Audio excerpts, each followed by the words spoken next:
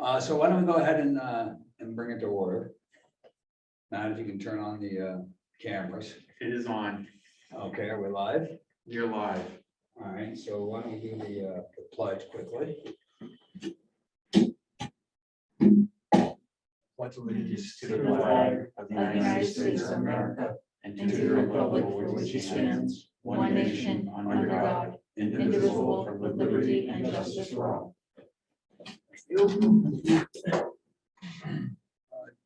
Jim, do you have a chance to go through the minutes? Yes, yeah, move to approve. Second. Laura, you said you're I'm gonna abstain. abstain. So all those in favor? So Jim and I, so that's unanimous. And then Matt, if you could step us through. Okay, so I'm going to try to go as quick as possible because there's a lot of material again tonight. This is the trust fund. So the first one is the Special Education Expendable Trust. The balance for the end of November is $241,209.34. The only change is the interest for the current month. The Capital Improvement Maintenance Capital Reserve Fund, the ending balance is $223,069.49. Interest for the month of $2.24. Unanticipated educational expenses. Oops, it went too fast by me. $200,221.77. Again, interest for the month. And then finally, the facility use revolving fund. And the ending balance for this one is $189,466.96. The change here is rental income of $11,666 and a payment for accounting software upgrade for $682. So the total of the reserves here is $853,967. It does not include the 2.5% contingency fund that we speak about in prior meetings of about $545,000. Where do we stand in the accounting software in terms of continuing expenditures that are going to be necessary? We about wrapped up with that? I hope so. Where I'm actually going to be discussing more about that in my my business administrator's report, because I'm running into some problems and I've got to start putting my foot down on them.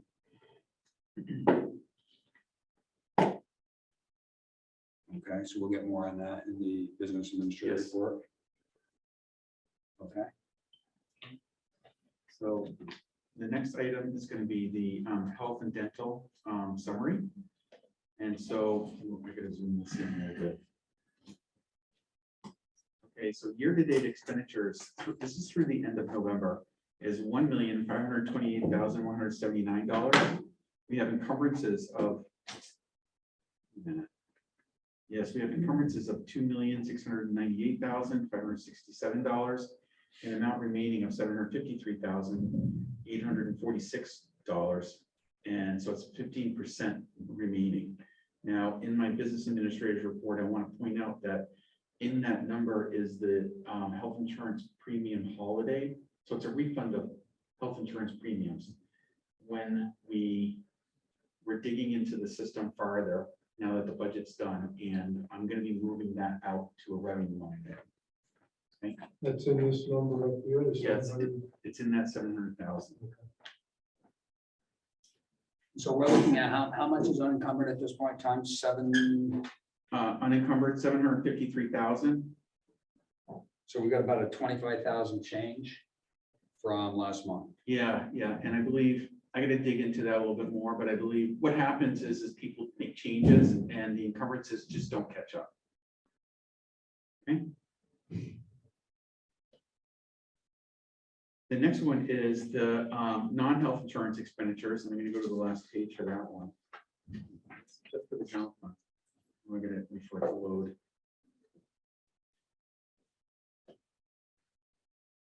Okay, so year-to-date expenditures is $11,683,343, and this is through. This is actually through to today. The encumbered amount is $15,766,296. The amount remaining of the budget is $2,882,933, or 9.5%. The 9.5% is really what I would find at this time of the year. So what's your unencumbered now? 2,882,933. And so the last month was 3,000,006. Yes, so. That's a pretty big jump. Yeah, so 300,000. basically salaries, But I thought we encumbered we salaries. cover it. Just giving you all the changes that happened, okay? So you have salaries, and then you also have additional purchase orders. So what you're gonna have is any new purchase orders that were issued from the prior month that are gonna be added here. And the school district goes through purchase orders or does approvals all year long. So you're gonna see this number change from month to month to month. Well, I would expect that, but I wouldn't expect in a single month to see 800,000. Well, what happened is this report defaulted to December 31st, so it's actually through to like a couple days ago. So it's more than a 30-day. Yes, Now, how much more? I would say to the 12th, From, the 13th of December. from what, October 31st? Yeah, so this is the year, it's from the beginning of the year to December 13th. Right, but I think what Jamie's asking is the difference between the previous time we looked at this. and Yes, now. Right. yes, So at that spend rate, we'll end up with June with 0. no. That's what my concern is. No, it's not gonna be like that. This is normally at this time of the year, we're about 8%. Okay, we're at 9.5. It's gonna get down to like 3% probably by March. And if you look back at some of the other meetings that we've had in the finance committee meeting, I know this is something that I've spoken about years past, that as we progress through the year, the amount remaining dwindles down and it can't go to 0. There's Right, just- I would expect it to. That's a significant jump more than I would have expected. Yeah, and let me give you an example. Okay, so SST, we just paid the bill for that last week, I believe it is. And the bill came in about $20,000 to $30,000 less than the appropriation. So that is going to be returned back to taxpayers unless we can use it for some other purpose. Yep. Okay, But was there anything in particular that happened in the November, beginning of December timeframe that is extraordinary versus what we'd expect in future months? I guess that would be a good question to, wait a minute, I speak about this stuff in my business administrators. Oh, then why don't we just defer, and when that comes in, we'll see what big items come up. Yeah. It's just, it's concern when you drop in this like, roughly a little less than a 6-week period of time, and a quarter of what was the unexpended amount disappears. Yeah, Do schools run into end of the year price increases that you have to place a bunch of POs in December, or pretty much you buy as you need to buy, you've already put salaries in there? Yeah. So December's not really a big month for school. No. Yeah, no, so we do buy as we need to buy. Yeah. I try to get all the buildings to go and put in purchase orders as early as possible. yeah, So like the purchase orders for graduation are already in. I know Yeah, that. okay. But then they put in purchase orders for paper supplies for this class that's coming, or some segment that's coming up for this class. Okay. Okay, I know there's been times when we've purchased things ahead of time because we were concerned about their availability. yes, Um, yes. Okay. The next item is revenues. And revenues are at year-to-date is $27,150,176. That's what's been recorded. It's revenues. 7,663,000 is yet to be collected. And then I'm going to be speaking more about that in my committee. I'm sorry, my update. But basically, we received big items here. Our adequate education of 693,000. And then also one thing I need to point out to everybody is because we changed the assessment schedule for the different towns, it's changed the amount that's due for the different towns. We couldn't update the budgeted amount in November. We were doing that in December because that's the month in which the tax rate is set. Okay, so you're gonna see everything come into line for the December. Okay. Now, So what do you expect the impact to be in that regard, Matt, on those numbers? on those numbers.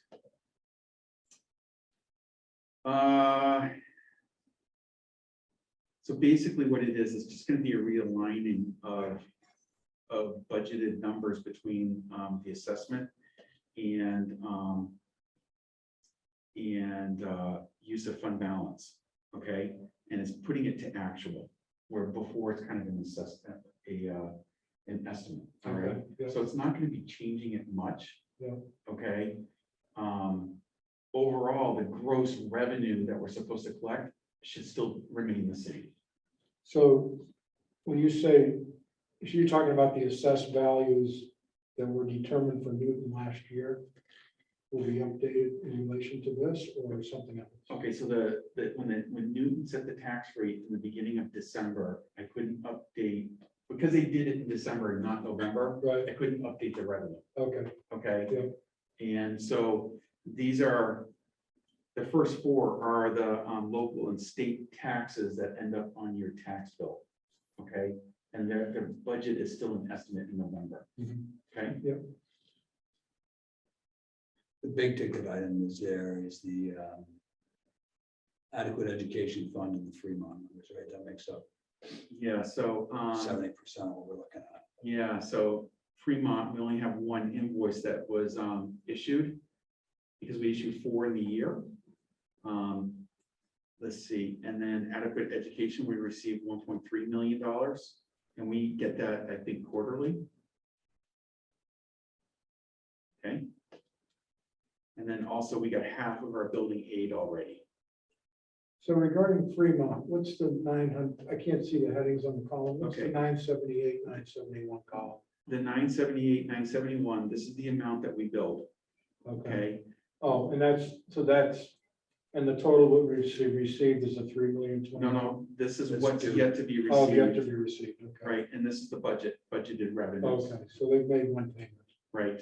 okay, But we've only billed one We've payment, only right? billed one payment, and they are current, okay. good, okay? Good.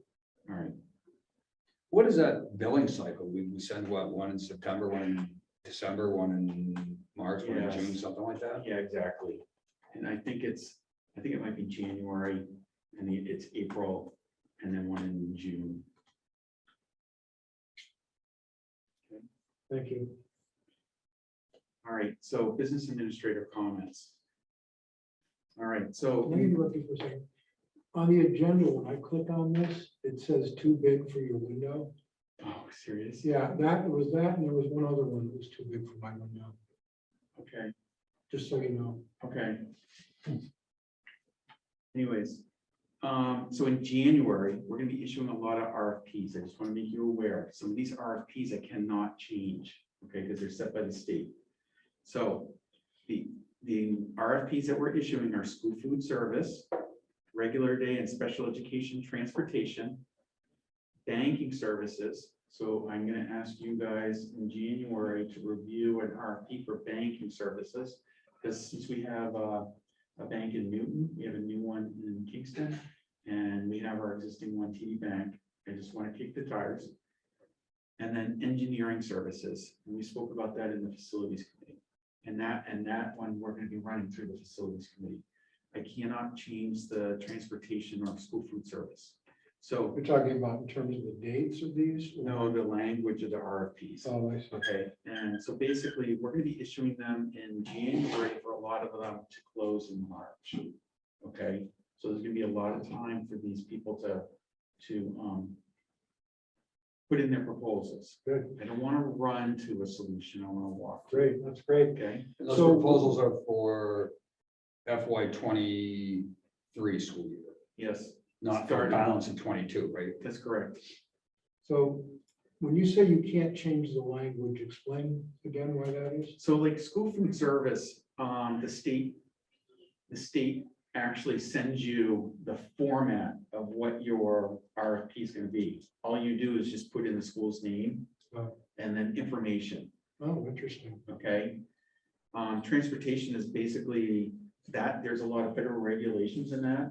Okay, so all I do is just take the last one that we did and update it for current information. Okay. And then it gets reviewed by myself and Jody to make sure it complies with what we're working on. And then banking services is just that is going to be something that this committee is going to be addressing. I'm going to be bringing an RFP. Basically, it's going to be a very simple one. It's going to be what our services are that we have right now, what our expenses are in those services. And then I'm going to ask them to provide a proposal.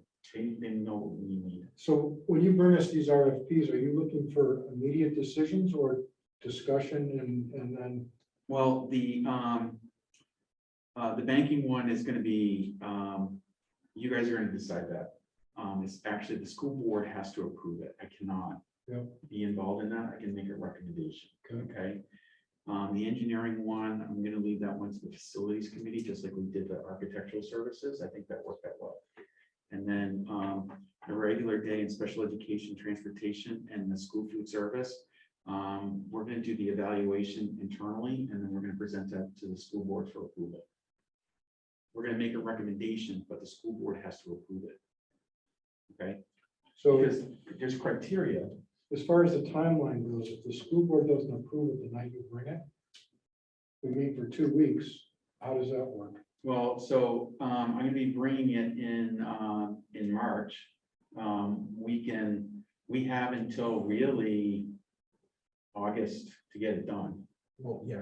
But you want to get it out there as quick as possible. That's right. So. For all why I practical was- purposes, you want to wrap that up prior May to the 1st. closing out of your June. Exactly. Yeah. We want it done, if we have to have extra meetings. Yep. We need it all done, locked up and finished by May 1st. But That way we can plan. Okay. Because if there's a transition from one group to another for some reason, right, which is possible, yeah. then we need time to plan that transition, particularly around food services and transportation. So would it make sense to let the school board see that when they get their other information, to look at it before the meeting? Oh, yeah. You're. Oh, yeah, Yeah, they have okay. to. All Yeah. right, I mean, You you're. send it to them in their packet on all Friday. right. So when you say present it, we're gonna see it before the Always. meeting. Oh, yeah. Oh, yeah, we Yeah, always you're share all gonna the have documents ahead of time. all the proposals, all the analysis, That's what and I. then our recommendation. Okay, good. Absolutely, they need time to read it. All right. The next thing that I need to do is I need to go and solicit proposals for electricity. Okay, this is something that I just have to do because I can only get quotes that are good for an hour or 24 hours. I can't schedule a meeting for the school board to do it. It's kind of like heating oil where I call up Jamie and I say, this is the price, and it's only good until the end of the day.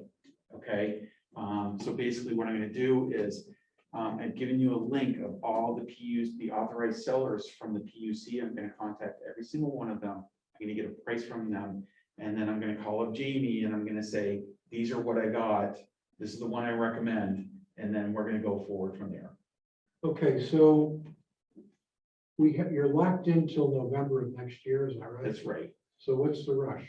Well, I just want to get it started. I'm just wondering if prices will come down in several months from now. Maybe. So if we lock in, because everything's in crisis right now. Yeah. Hopefully some of these shortages will ease off and, Yeah. maybe by summer. Maybe I can do that. I'm just throwing it out there as something to think about. Yeah, the problem that I have to face is I have to tell our electricity provider, which is Constellation, that we're going to exit the contract at the end of the contract. And if How we much don't, notice do you have to give them? I believe it's 60 days. When is the contract up? It's in November. Of next year, Yes. obviously, sorry. So- Months evaporate.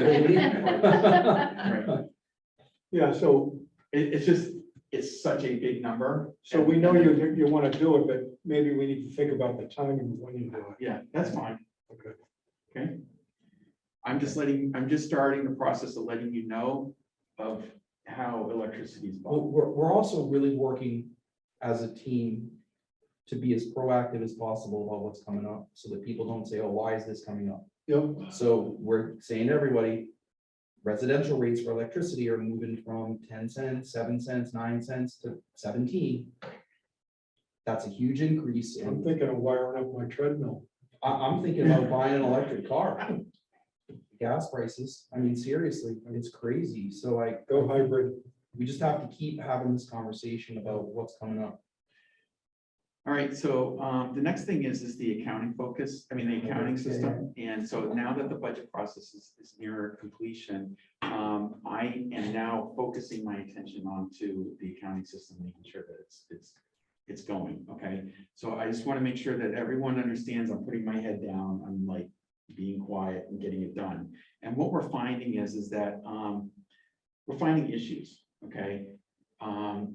Like on the general ledger, the balances that they imported in all funds had something that was wrong, was imported on an earlier date. They pulled it the wrong time. For W-2 reporting, they didn't pull 13 employees. So we're having to go through and reconcile all the data and find what they didn't pull. Bank reconciliations are being difficult. I'm actually through October right now. I put in September here. I did October this morning. And then as we're going through each of the months, we're finding less and less issues.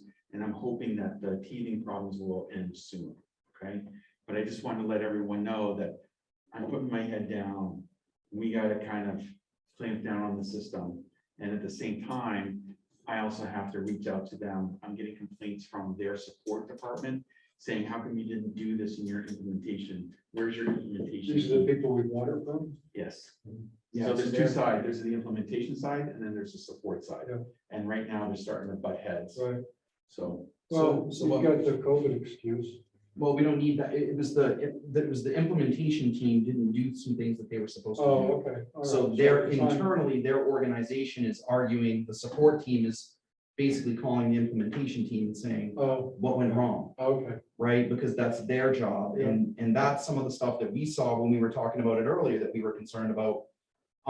like the health What- insurance, What's been going on is Matt and Marie, since the budget closed and some other things closed that I can't publicly discuss yet, have been literally locked in a room reconciling everything and checking everything again and again and again, because they get through one huge lump of information, which is poor information, then the peripheral information needs to be checked. So it's just, this is a year-long process whenever you implement a new software, but their process, we have been frustrated with the implementation team for quite a long time. And we kept saying something and they didn't respond.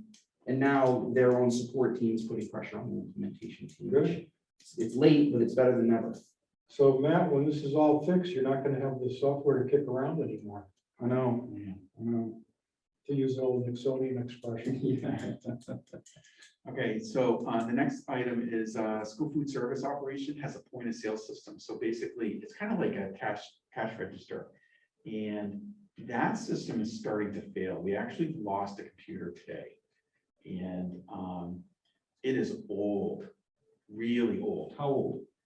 It's probably when they built the building. 15, 16 years? Yeah. Can you confirm that? I mean, it's really, it doesn't even integrate with the last SIS system we had. And so basically, we need to have something that integrates with Alma so that each year we just put down the new children into the system and then set up the accounts. So what's the plan? What's the cost for that? What's the plan? It's gonna be like $12,000. Oh, it's not like, yeah. It's not like big money, but I need to let them know that we're doing this. Okay. So It's- this is the it's- caching system in the cafeteria? Yes, so what it is, it's in the CIP plan for a purchase for next year. And because the machines are starting to fail now, I think I need to start looking now. So is it the machines failing or the software or both? The machines are failing. Okay, so the Okay, software is not okay? the software. The only problem with the software is we have to manually input like student data. Okay. So can we upgrade that? Yes, And Yeah, how so- many machines are you talking about? let's see, I think there's 2 or 3 here in this building, and so each other school is like 2. I was saying, I was thinking in my head 7 as I was counting. from Yeah. mine. These aren't cash registers though, right? No, they're point of sale. So Yeah. they're like the kids. Scanners. Well, yeah, You actually put your code in. Yeah. Your student ID. there is a drawer.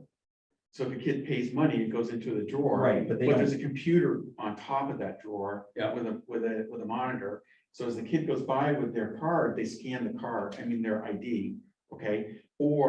And obviously the school lunch ladies know all the kids, they'll just put in their name and a picture of the kid comes up on the screen and they can verify the kid who's standing there, okay? And then charge it to their account.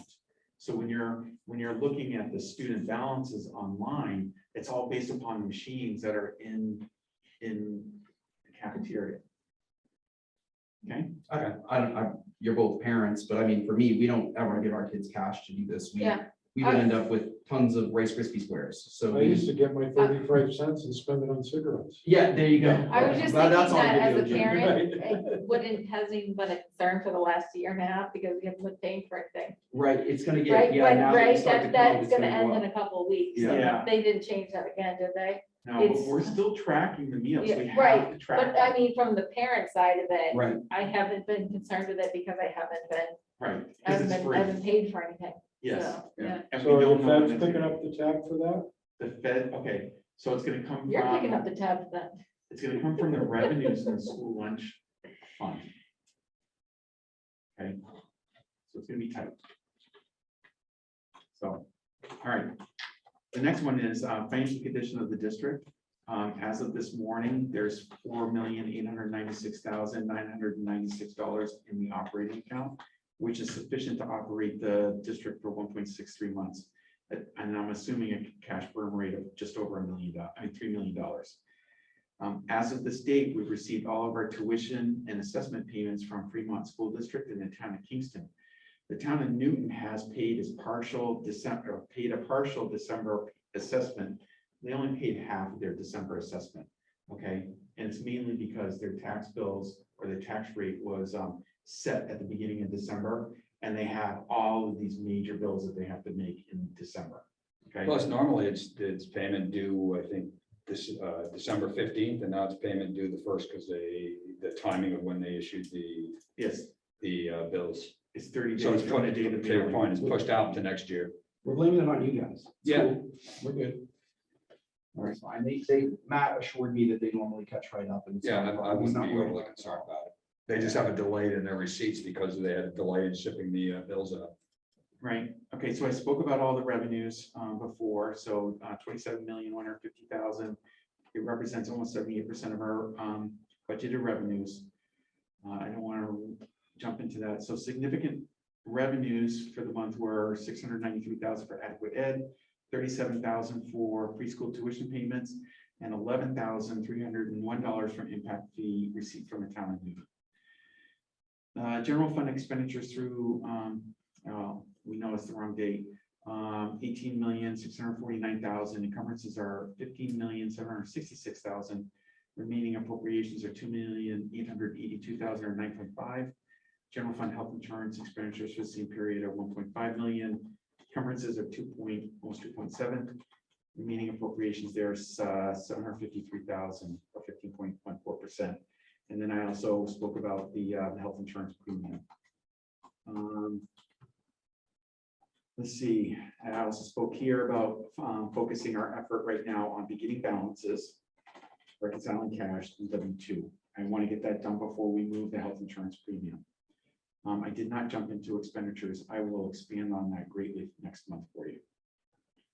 Future considerations, we continue evaluating the septic pumps at Bakey. We're waiting one more vendor to provide us a quote. Okay. We also continue to plan the turning on the oil-fired burners to see if we can save some money using the system to bring up the temperature in the morning. And then also we're going to be issuing all those RFPs in January. This is a facilities question on that burner for the baking that went out. Where are they in replacing that? 100%. It's fixed. It's fixed? Yep. All Oh, right. wow, good. We just, as a sidebar, we're meeting with them next week for a final walk through the system and a little tutorial as far as how the system works. Okay, But that's a big change, because they couldn't find a bloody burner, right, 2 weeks ago. Well, it was the motor that went out and the pump went out in the barn. And Yeah. They were able to get it and they were able to do a quick swap. Yeah, so they were able to locate it pretty quickly, because they didn't think it was gonna happen that fast. Correct. so it's a new pump. It's the second pump on the new burner. The Second first pump one on the new lasted burner. about 5 minutes. Yeah. And then they replaced that, and then the second pump went on, and that has been running like a charm for the last 2 weeks. And these are new parts. All new. Yeah. All new. It's still under Thanks, Dan. warranty and all Absolutely. that. Great. Thank you. Okay, open items.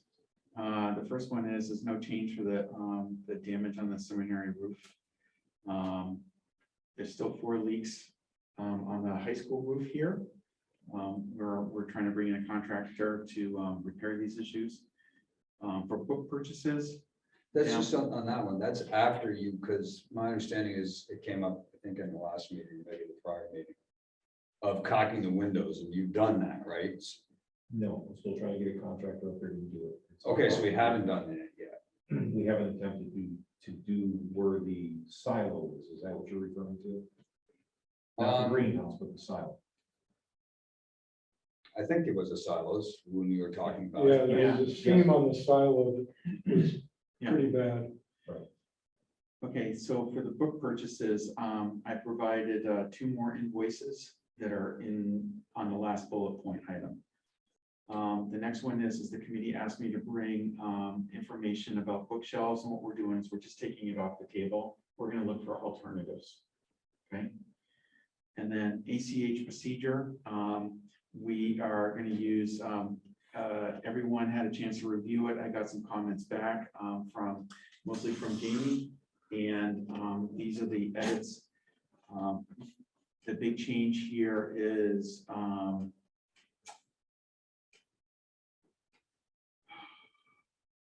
the big change is that for any transfers outside the United States, there needs to be approval from, before it was from either the business administrator or the superintendent. But now it's from both the business administrator and superintendent. Fine. And let's see, payments made to ACH.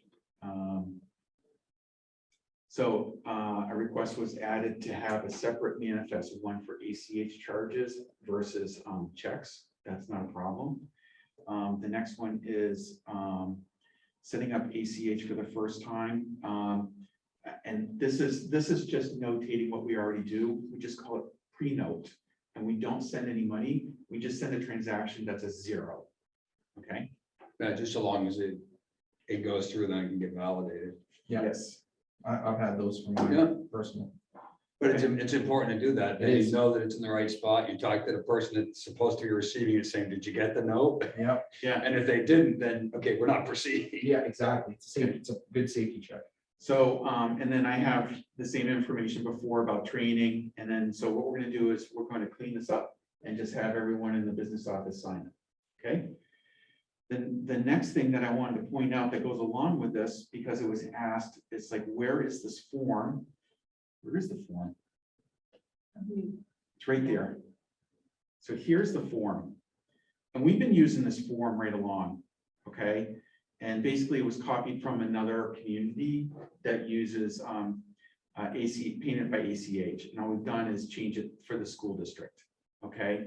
And it just has their information, and then their banking information. We need like a voided check if they could, or some sort of letter signed by their banking representative, and then they have to sign it and authorize it. And then this is what we're doing about like collecting private data from them. This is like the backside of it. Instructions for completing it, oops, where to mail everything to, the taxpayer ID number, and so on. Now, down here, setting the form, we will not receive it by email. If it comes in by email, we will ignore That's what I was it. just gonna ask you. Okay, Because you want real signatures, not electronic signatures. You want them to either be mailing it in or bringing it in. correct. All right, so, Will those be updated? At some, on some sort of a schedule, or once they're in there, they're in there? yeah, once they're in there, they're in there. Okay. Okay, And the idea is people do not change their bank accounts. They probably change their phone number more often than they change their bank accounts. But it's on them to tell you which it is. If it Right. does change. And what we're doing, we're actually getting them in right now. And I'm actually hearing the staff talking about calling them up and verifying the information. Good. So they're going through the steps and they own the process basically, okay? All right, I'm gonna jump into budget adjustments really quickly. The first one is special education. I had a request to transfer $38,104 from tuition in-state to tuition non-public. And it's just to cover the cost of an out-of-district non-public placement. Okay, and I need an approval for this one to transfer the money.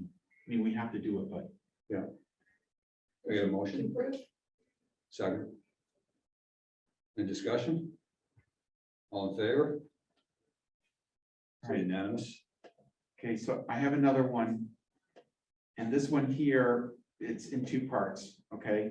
So we've been trying to get quotes. Well, we got quotes to fix Chase Field. The vendor is kind of, and I brought Dan in to help me discuss this, okay? And we actually settled on a vendor and it was gonna cost about $20,000. That vendor has kind of pushed us off so late that they're not gonna do it until next summer, okay, if at all. And so we found another vendor and they could do it for $33,448. And I actually have a quote here. And they could start tomorrow. They could actually start a couple days ago. And so here's the quote.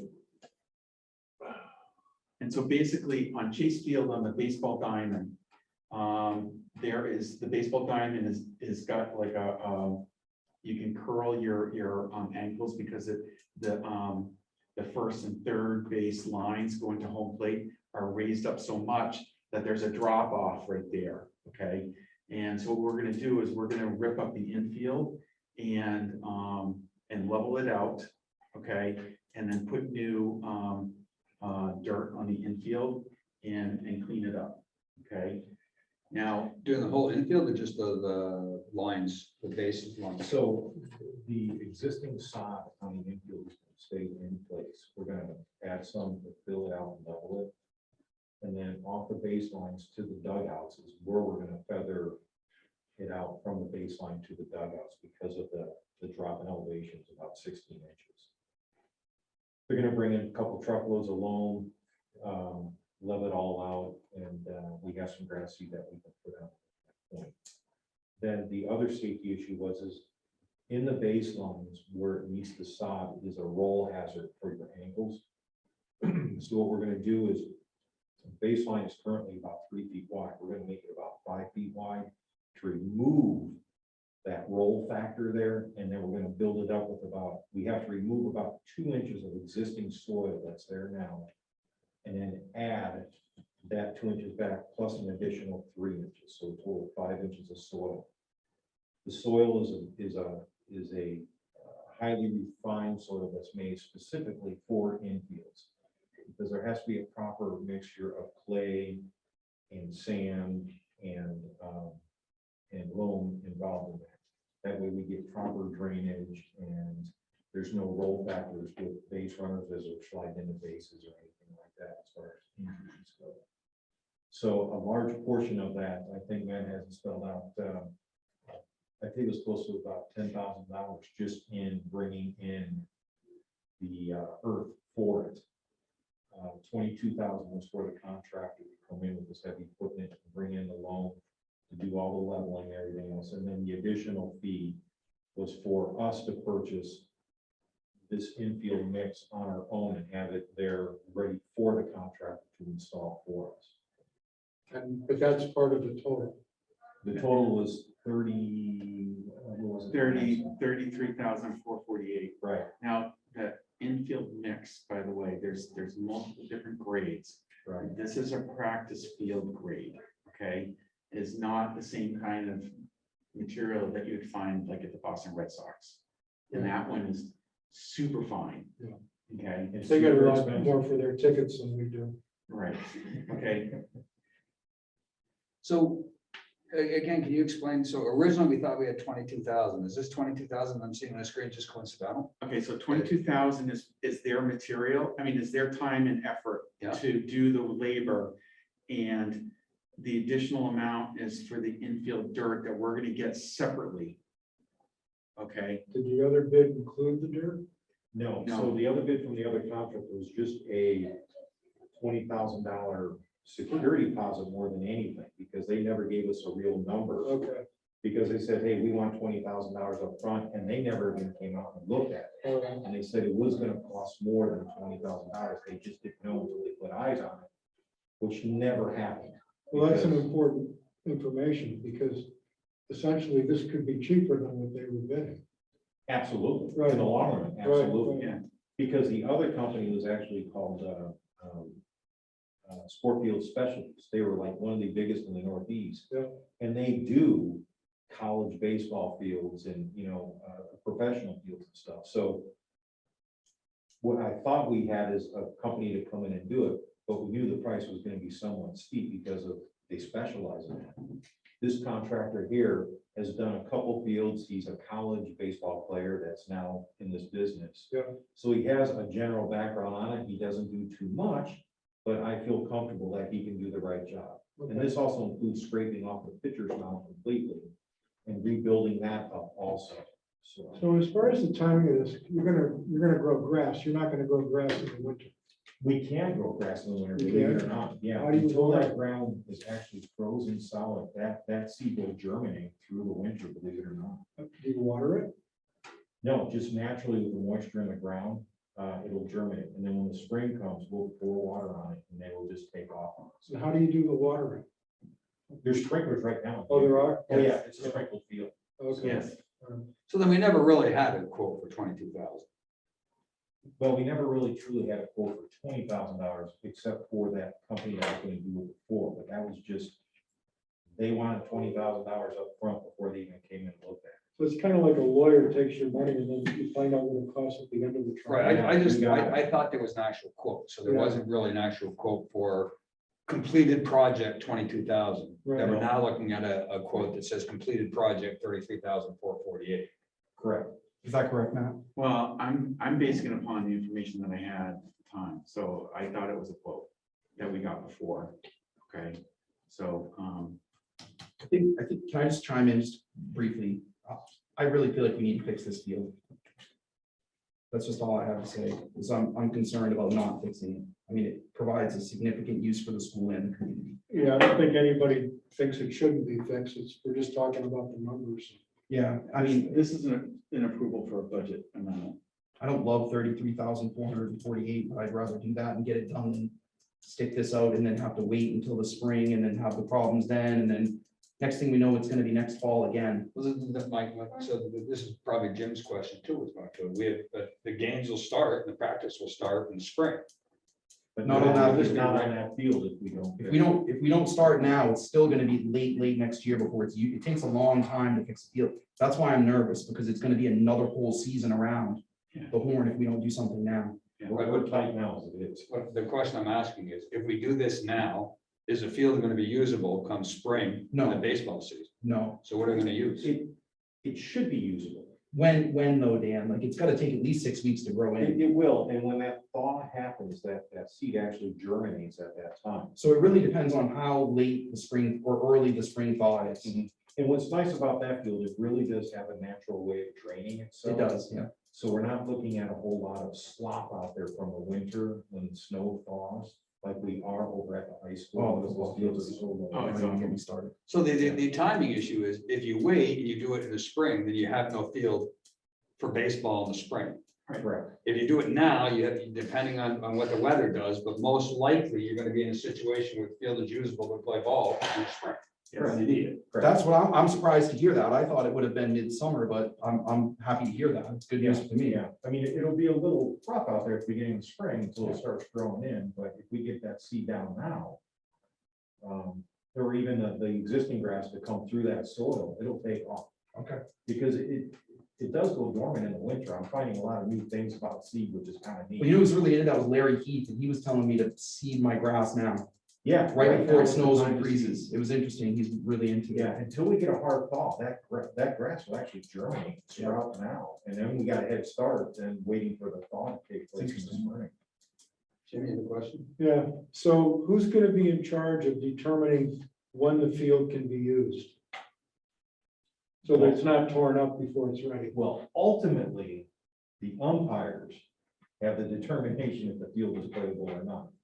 But when I've talked to some of the umpires that we brought in to discuss the field, if we make those changes just with the drop off and the roll and the ankle issues, it should be playable at that point.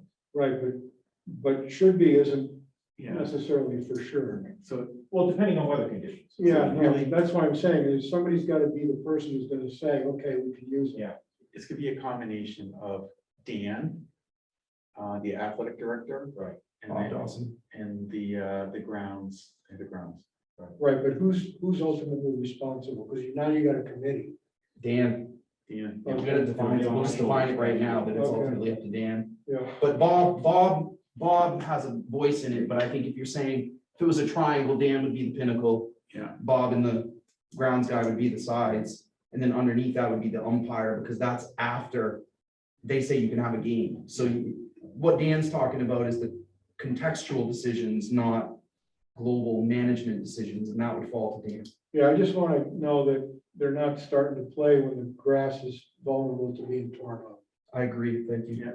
Well, and that's the reason why Good we're clarification. saving the sod on the infield, Mhm. because our original plan was we're gonna scrape that whole infield off.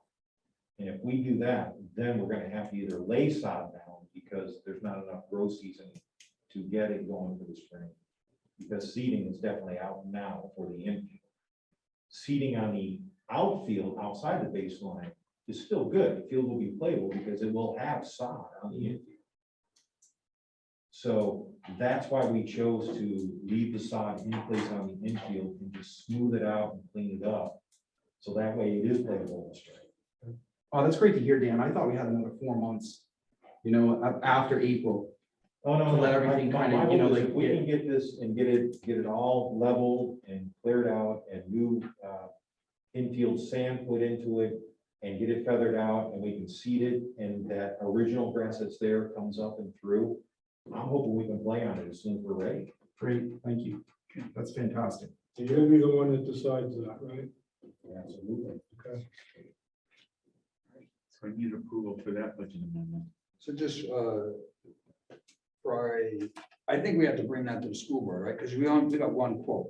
for Yeah, it's $3,000 about deal. 2,500 or whatever.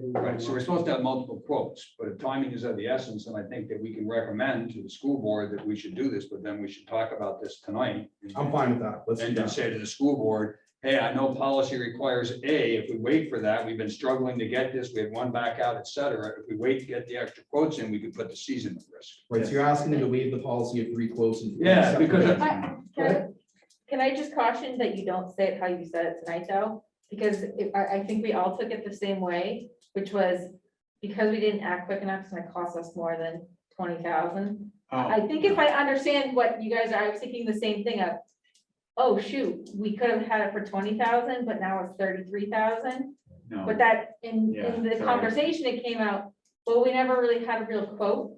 So, because when you first started talking, I'm like, okay, yeah, now we're gonna have to go get other quotes and whatnot. So I do think, just if you can, just be careful about how you say that, because sure. The first it one was, was, it never was, from what I'm hearing and understanding, it never was 20,000. It That's was what I'm a hearing. $20,000 starting point. yeah. it was an That's estimate. all, because I think we Yeah. all want to see this move forward and timing's of the essence. Yeah. But I think it Absolutely. needs to be clear that it wasn't 20,000 before. And get Well, other let's- quotes. The 20,000 was I couldn't find an any other estimate to quotes. start the Right. project. Yeah. It wasn't to do the project. I think we need to give, Jamie, do you feel comfortable bringing that up and Yeah, tailoring the so motion? to me, I would like to have a motion to proceed to the board to approve the budget transfer, but we go to the board this evening and we explain it to them as to why we're recommending this, and we ask for the board vote because we don't have all the quotes in. And I think that what Maura was saying is that the finesse of why we're recommending this now is that we are having an incredibly difficult time getting a company to commit to a firm price and do the work right now. and this company is willing to do that. I think that's the part that more. Right, but the quote was never $20,000. No, that was Right. just, right. That's my point. The quote That's- wasn't yeah. $20,000. I think that's the key thing of, Okay. because if it was 20,000 before and now it's 33,000, I'm more likely to be like, hold up, we need to get other quotes. Why did they go? Like, Yeah. that's all. Yep. No, to me, we've got one quote, we've only had one quote, and that quote is 33,448. We're struggling to get any other quotes in and still be able to meet the critical timing in order to preserve the season. And actually, this quote looks good in light of the other one, which is 20,000. It didn't include the soil. And it wasn't a final bid for the job. Good. You guys can Just do as that. a sidebar, I've been working on getting quotes since last April. For real. Yeah, I mean, Dan. this has been just a Yeah. painful process as far as getting quotes from anybody. And Well, we then- tried at one point for you to do it yourself because we just couldn't get anyone to do it. Yeah. We just Right, couldn't. and then, the liability, bringing in heavy equipment, doing it ourselves, and, it was just. All right. I have faith in you. You made the parking lot happen, even though I was very skeptical. You were more, that's right. I forgot about You made it that. happen, so. Yeah, he does Now that. it's just gonna last. All right. Well, I need So to- can I get a motion to approve? Motion to approve. Yeah. Second. All in favor? All right, Okay, thank we'll you. talk about that when we get to the readings. We'll talk about Okay. that. Can we jump to the COVID spreadsheet? I was just gonna ask you to do that, Matt, yes. Okay, so, Thanks, JD. so basically, this is the COVID spending spreadsheet right here, and what it is there's two different pots to it, and a lot of this information has actually been provided to multiple levels of thank you, Dan. Thanks, Dan. Thanks, Dan. Have a good evening. It's been provided to the budget committee and the school board. Can I just clarify one thing, Matt, before, let me pause you. This is the district spreadsheet for managing the grant money that we've received from the federal government for COVID purposes. Jamie and I talked prior to this meeting, and what he was asking for on this agenda is what are our expenses this year for COVID? So Matt's gonna talk about that now, but I just want to clarify what this document is. This isn't our necessarily our tracking sheet for only there. We want to make sure that we're charging whatever we can to this before hitting the general ledger for COVID expenses. So for example, masks, test kits for COVID tests, gowns for nurses, equipment for sanitizer for hands, Clorox wipes, the spray guns that sanitize the rooms. Does the cleaning get included, the physical? Well, that's what we're gonna talk about. So Okay. there's two different things. There's a pot of money or charges that are for materials, which is what I just outlined. Yeah. Then there's money associated with time, which is super hard to quantify. Because you could say that a portion of every admin team meeting is COVID expenses. You could say a portion of every school day is COVID expenses for everybody. Every single employee works on COVID on some level every single day. We don't think that we can realistically quantify that and charge that to these grants. What we're looking at these grants for is to provide remediation for students for learning loss. And we aren't having a lot of COVID specific expenses this year because we get a lot of things for free, and that's what Matt's gonna talk about. Yeah, and just to further that, so two different buckets. One is what are we spending COVID related? Because at some point in time, the level of COVID spending presumably tears off. Yeah. How much of a delta is that then gets freed up in spending? Then we've got money coming in that allows us to spend different things because of COVID that may or may not have a cross section with the spending side. And that depends upon the grant rules. Yes, exactly. And a lot of this stuff is like one-time money. So if we hire someone, it's only for the period of this grant. All right. So and a lot of this stuff started, like the first one here started in April of 2020. And then the second one came in two different spurts. The first one was in November and the second one was in December of 2020. The column right here, column C, this is the amount of revenue we're expected to collect. For this particular one right here for 575,000, that's what we actually collected, but I know we spent over $700,000 to get that revenue. And that was competitive with all the other districts in the state, and only like 20 something districts applied for a $10 million pool. And Matt got us a lot of money. Thank you, Matt. That was Worked great. really hard on Great that. work. I remember it was. Yeah. So the first one, and you guys have a link to this. So basically, over here, if you were to click on the link, it changes it to the tab that has the data in it. So you can go in and look at the data. So basically, the first one is just a survey subscription. And you guys have seen the surveys come in through your emails. That's just collecting the data there. COVID committee stipends, and then $111,000 was related to all the Chromebook purchases that we did so that we could have remote learning. Okay. The second, let me see if I can get back to this. The second one right here, this one here was a little more substantial. I'm going to try to do it the hard way. It doesn't show up on my screen that same way. Came up. No, No? I think it's gonna be this one right here. Okay, so basically, when you walk in the door, you have like the hand sanitizer stations. So these are all the different supplies that we purchased. A lot of the stuff is more on my side of the house. And it was stuff that we had to buy that was unusual for our operations at that time. Okay. We ended up buying 21,000 surgical masks. Alcohol wipes, $17,000. Do we still have some of this? No, it's gone. Oh, So I mean, that's what I'm really trying to say. What do we, so this is what we spent in the past. You wanna know We now? talked about that. What are we spending now? Yeah, Well, are we coding our COVID spending, saying, oh, that's COVID related, and therefore I'm gonna put a special denominator on it, or not denominator, a special coding on the back end, so I know what is being Okay. driven by COVID spending? Where do we stand presently in the amount of monies that we're spending on COVID? Is it 0.001% of the budget, or is it 1% of the budget? What's the magnitude of what we're spending? I can do a cost analysis on my side of the house. It would be so much easier. I can go and identify if we're buying wipes, all right? Because we are buying wipes, all right? The problem is when I'm trying to pull together these grants, I could consume the rest of these grants, but they wouldn't go towards teaching and educating the kids and getting them caught up. It would just be paying for supplies. would be a lot of money though, because it's a $1.3 million in supplies. But I think that the first step is just, what are we spending? What are we spending No, I agree. presently? Yep. Right. And then what does that look like spending going forward for the balance of FY22 that is COVID related? Okay, so we're not charging anything right now to any COVID grant on my side of the house. Okay. Now that I understand what your question is, you're looking for like unusual expenditures because of COVID. Well, what we're looking for, Matt, is what are we spending on wipes, masks, COVID tests, spray, those guns that you bought, the filler for the spray for that, It's the the same, sanitizer. nothing extra special with that, because we already have that material. Okay, so Yeah. could you put together that summary? We'll email it to you guys. Yeah, so why don't we wrap up so we get the IC meetings about to start? Yep.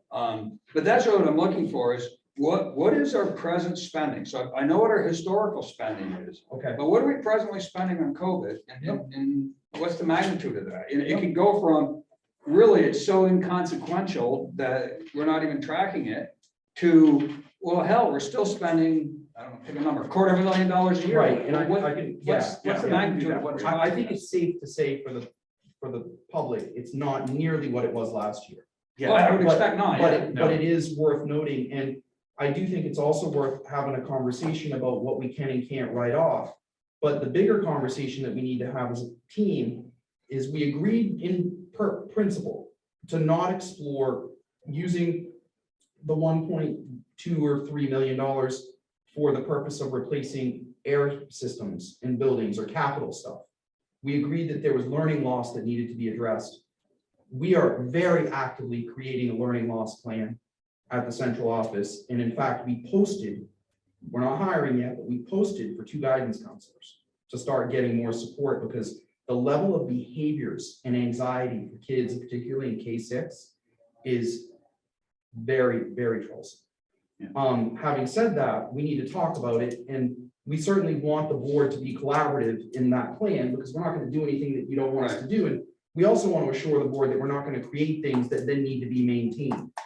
with the budget. Yep. So understood. people will be hired with the knowledge that it's limited to this grant fund and then you go away.